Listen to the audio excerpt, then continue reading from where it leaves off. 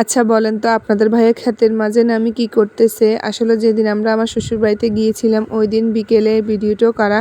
আমরা যাওয়ার সময় আপনাদের ভাইয়া কিন্তু রাস্তার পাশে খেতে দেখেছিল এই ফোনা মাছগুলো। বলেন তো এগুলো কোন মাছের ফোনা? আর সেগুলোই ধরার জন্য আপনাদের ভাইয়া কিন্তু চলে আসে। আসসালামু আলাইকুম আমার প্রিয় আপু ভাইয়েরা, আপনারা সবাই কেমন আছেন? আলহামদুলিল্লাহ আমরাও ভালো আছি।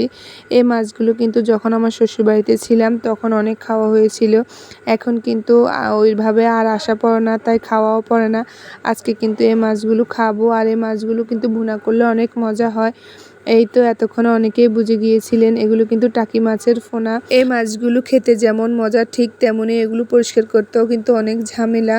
এই তো এখানে আমি একটা চালুনে এই মাছগুলো ঢেলে নিই, আর এখানে কিন্তু ভালো করে এই মাছগুলো ডলে একদম সুন্দর করে পরিষ্কার করে নিই। তারপরে কিন্তু পানি নিয়ে ভালো করে পরিষ্কার করব। একটা একটা করে মাছ এগুলো পরিষ্কার করতে হয়। এই মাছগুলোর সাথে অনেক ধরনের শামুক থাকে, তাই ভালো করে পরিষ্কার করতে হয়। এই তো আমি পরিষ্কার করে এখন নিয়ে আসি। পরে কিন্তু আমার জায়ে সব কিছু রেডি করে নেয় মাছগুলো ভুনা করার জন্য। এখানে উনি পেঁয়াজ, হলুদ, মরিচ, মশলা সব কিছু দিয়ে ভালো করে তেলে এখন মশলাটা কিন্তু কষিয়ে নিবে। তারপরে কিন্তু মাছগুলো দিয়ে দিবে। আসলে এগুলো ছোট মাছ, তাই বেশি নাড়া যাবে না। এই কারণে আসলে আমার শ্বশুরবাড়ির রাস্তার দুই পাশে কিন্তু ক্ষেত।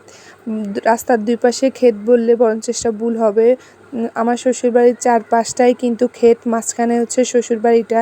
তাই এই তো বর্ষাকাল আসলেই কিন্তু এই ধরনের নানা রকম মাছের ফোনা দেখা যায়, আর খাওয়াও পড়ে। এখন আজকে অনেক দিন পরে এই মাছের ফোনাটা কিন্তু খাবো।